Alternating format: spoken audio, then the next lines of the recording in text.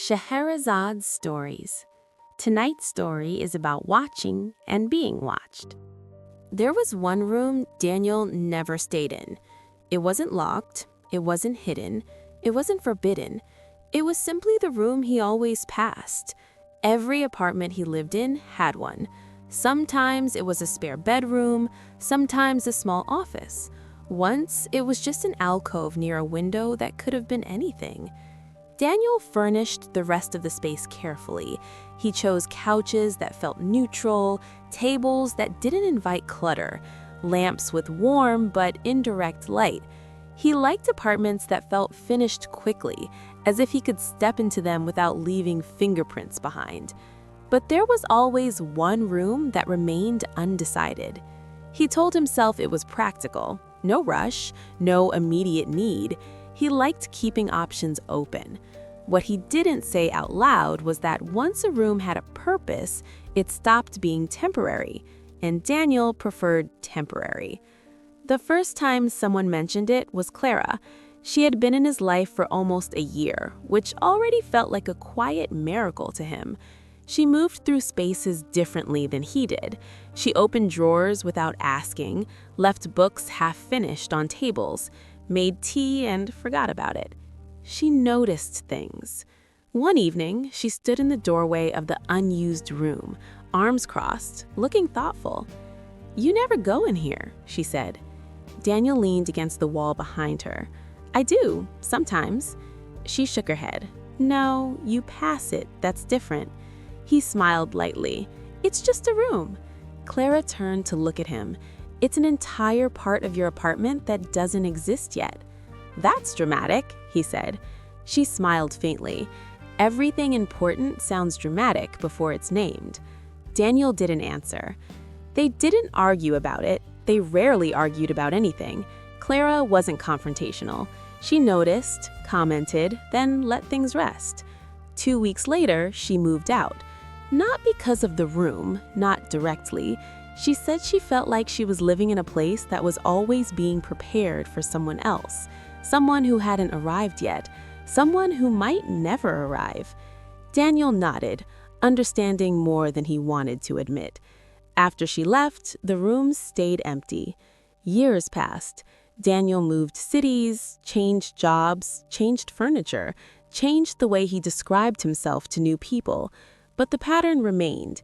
There was always a room he didn't enter. He told friends it was a storage space, or that he hadn't decided yet, or that he liked minimalism. No one pushed, until the building manager did.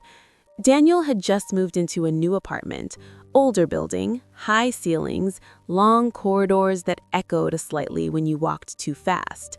The manager was a woman in her late 40s, efficient and observant. She handed him the keys, pointed out the utilities, explained the rules. As she turned to leave, she paused. "Most people make the extra room a bedroom," she said casually, "or an office." Daniel nodded. "I'll see." She looked at him for a second longer than necessary. "Just don't leave the empty room too long," she said. "Rooms don't like that." He laughed politely, assuming it was a joke. She didn't smile. The first night, Daniel slept poorly. He dreamed of hallways that looped back into themselves, doors that opened into rooms he didn't recognize, rooms that felt familiar in a way that made his chest tighten. He woke up before dawn, heart racing, staring at the ceiling. The apartment was silent, too silent. He sat up and listened. Nothing. Still, the feeling lingered. On the third night, he noticed the light.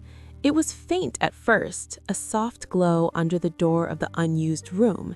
Daniel stood in the hallway, barefoot, staring at it. He hadn't turned any lights on. Slowly, he reached for the handle. The door wasn't locked. It never was. Inside, the room was exactly as he'd left it. Empty, clean, pale walls, one window overlooking the street. The light came from nowhere he could see. He stood there for a moment, then stepped back into the hallway and closed the door. The light disappeared.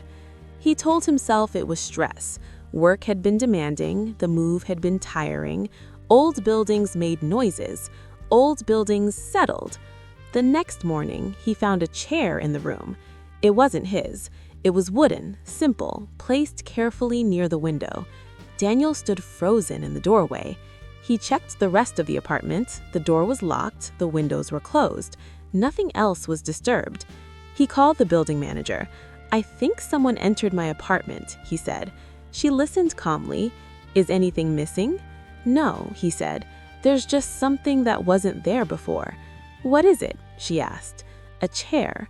There was a pause. "In the empty room?" she asked. Daniel's stomach tightened. "Yes." She sighed softly. "I was hoping it wouldn't start this soon." "What?" Daniel said. "Start what?"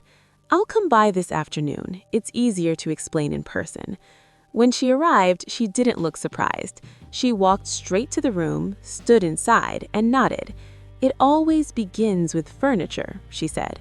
Daniel stared at her. "What are you talking about?" She turned to him.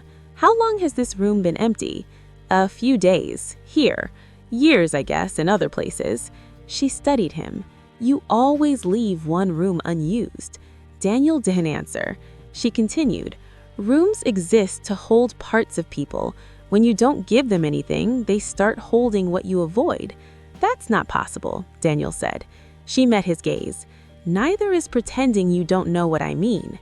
Over the next few days, more things appeared. A lamp, a small rug, a bookshelf with books Daniel recognized but didn't remember owning. They were all things he might have chosen, things that matched his taste too well to be random. He tried removing them. Each time they returned, always arranged slightly differently, more intentional. One evening, he found a notebook on the desk that wasn't there before. The first page was blank. The second page contained a single sentence. "You don't stay because you're afraid of what will remain." Daniel closed the notebook and sat on the floor, back against the wall, breathing slowly. He didn't sleep that night. The next morning, the notebook was open to a new page. "Rooms remember what you leave behind." He began spending time in the room. Not much at first, just standing, sitting, watching the light change through the window. Nothing dramatic happened, but he felt something shift. Memories surfaced, moments he'd dismissed as insignificant, times he'd left just before being asked to commit, conversations he'd ended early, opportunities he'd declined because they felt permanent. The room seemed to listen. One evening, he spoke out loud. "I don't know what you want," he said. The light flickered. On the desk, a new page appeared. "Stay long enough to find out." Daniel laughed bitterly. "And then what?" The answer came slowly, line by line, as if written by an unseen hand. "Then the room stops being empty and you stop being temporary." Daniel thought of Clara, of the look in her eyes when she'd stood in the doorway years ago, of how easily he'd let her go. He stayed. Hours passed. Nothing happened. And yet something did. The room felt different, less expectant, less tense. The next morning, the building manager returned. She stood in the doorway, observing. "You stayed," she said. Daniel nodded. "All night." She smiled for the first time. "Good," she said. "Then it won't need to do anything else." "Do what?" Daniel asked.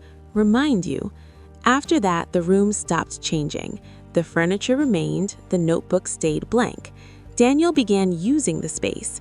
Not with a plan, not with urgency. He placed his own chair where the other one had been, moved the desk closer to the window, opened the books, not caring if he finished them. The room became real, and something else did too. Weeks later, Daniel received a message from Clara. "I walked past your old street today," she wrote. "I thought of that room you never used." Daniel stared at the screen for a long time. Then he typed back, "I'm using it now." She replied a minute later, "That figures." He smiled. The room remained quiet. No more lights, no more notes. It didn't need to speak anymore. Daniel had learned how to stay, and for the first time, the apartment felt complete.